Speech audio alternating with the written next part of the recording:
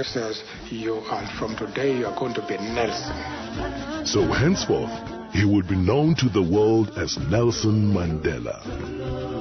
As the son of a chief, Nelson Mandela had access to the best education available to black people in South Africa at the time. Studying at Fort Hare University, where he first became involved in student protest, his refusal to accept injustice, unfairness, and inequality would last a lifetime. South Africa, 1941. In his early 20s, Nelson Mandela moved to Johannesburg, where he first encountered the racial discrimination that would later become entrenched in law by the apartheid government. Working on the mines and later as a clerk in a law firm, Mandela pursued his law studies and joined the African National Congress, the oldest black political organization in South Africa. It was when I came into the African National Congress that I realized that concerns are only a part of the African people. That the task of the ANC was to unite the African people and out of them build a nation. In 1948, the nationalist government was voted into power by the white electorate in South Africa, and the battle lines were clearly drawn. Comrade Oliver said, well, I like this because we now know we have an enemy in power, and I think that we're going to have a better opportunity of mobilizing our people. Our policy is one which is called by an Afrikaans word apartheid. And I'm afraid that has been misunderstood so often. It could just as easily, and perhaps much better, be described as a policy of good neighborliness.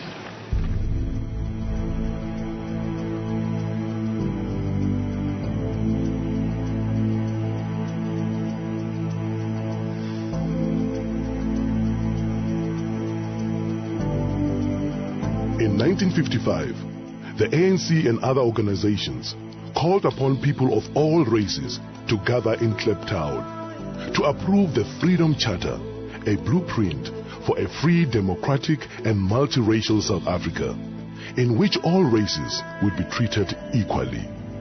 Nelson Mandela, one of the chief organizers of the gathering, was banned by the government from attending and was forced to watch proceedings from the sidelines. In 1956, the organizers of the Freedom Charter and other leaders in the Congress movement were charged with high treason. The trial was specifically designed to occupy the opposition and keep them out of politics. It dragged on for 4.5 years, and it would be another 40 years before the Freedom Charter finally bore fruit. South Africa, 1960, Sharpeville, a black township in the industrial area south of Johannesburg. A peaceful crowd gathered to protest against the past laws was shot at by police. 69 people died. The nationalist government imposed martial law. All opposition was banned and thousands were jailed. When it became clear that all means of peaceful negotiation had been exhausted, Mandela went underground to lead the armed struggle. We have made it very clear in our policy that South Africa is a country of many races. There is room for all the various races in this country. There are many people who feel that it is useless and futile for us to continue talking peace and non-violence against a government whose reply is only savage attacks on an unarmed and defenseless people. Key government installations were targeted for sabotage. Mandela became known as the Black Pimpernel. In 1962, Mandela was captured, charged with leaving the country illegally, and sentenced to imprisonment for 5 years.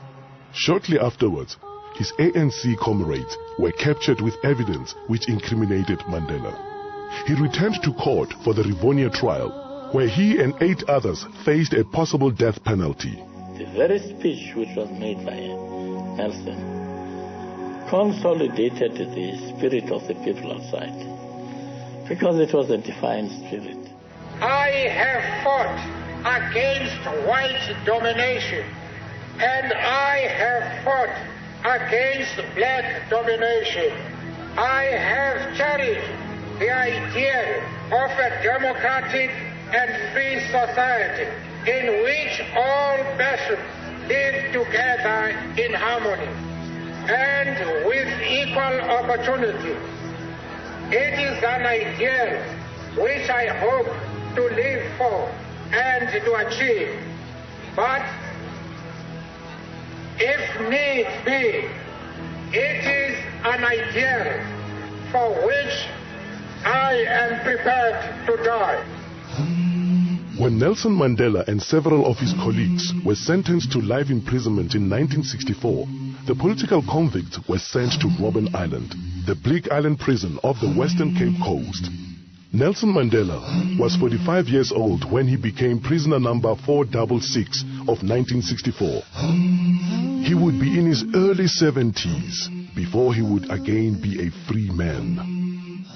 Forced to perform futile hard labor in a lime quarry, the prisoners refused to be broken. Far from being diminished, Mandela's moral leadership and stature continued to grow while he was in prison. His young wife, Winnie, continued to be an inspiration to the struggle. That day is not far when we shall lead you to freedom.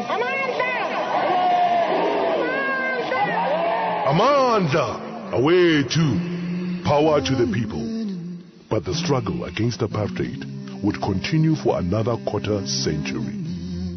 While Nelson Mandela and his co-accused served life sentences on Robben Island, other leaders of all races and in all spheres campaigned for change. Many faced imprisonment or exile. And around the world, ordinary people showed their horror of apartheid and their support for the struggle.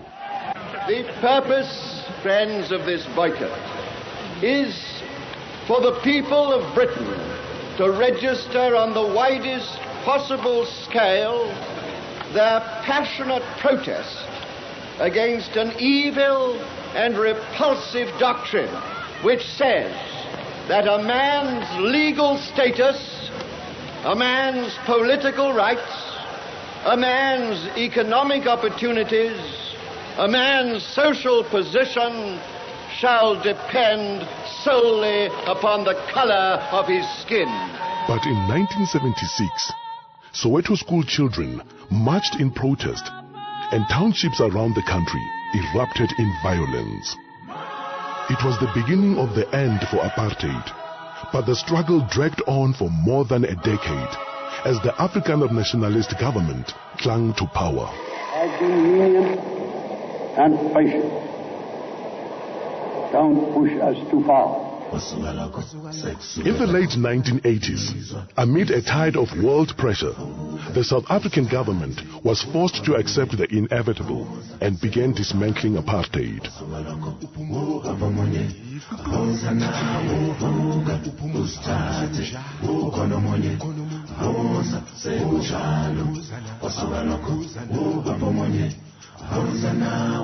In 1990, at the age of 71, Mandela was released unconditionally.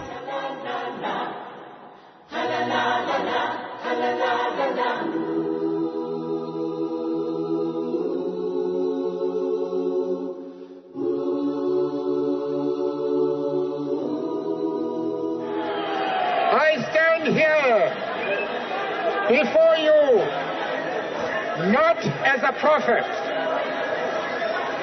but as a humble servant of you, the people. I place the remaining years of my life in your hands. After leading negotiations for a new South Africa, Nelson Mandela cast his vote in the first free and democratic elections and became the country's first black president. Never, never, and never again shall it be that this beautiful land will again experience the oppression of one by another.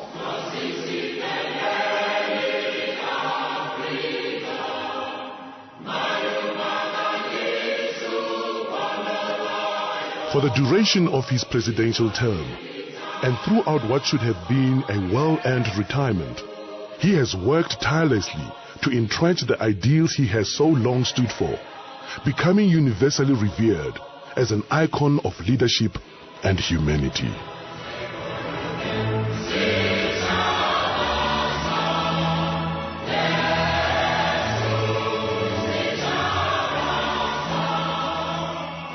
When I told one of my advisors a few months ago that I wanted to retire, he growled at me, "Coach, you are retired." If that is really the case, then I should say, I now announce that I'm retiring from retirement. But in his retirement from retirement, Nelson Mandela has continued to give his support and generosity in countless ways, creating an enduring legacy through the Nelson Mandela Foundation, the Nelson Mandela Children's Fund, the Mandela Rhodes Foundation, the Nelson Mandela Institute for Education and Rural Development, and the 46664 campaign. Through 46664, he continues to lend the full force of his extraordinary talent, intellect, and heart to a problem that faces not only his own country, but the world at large. Nelson Mandela, Madiba, we salute you.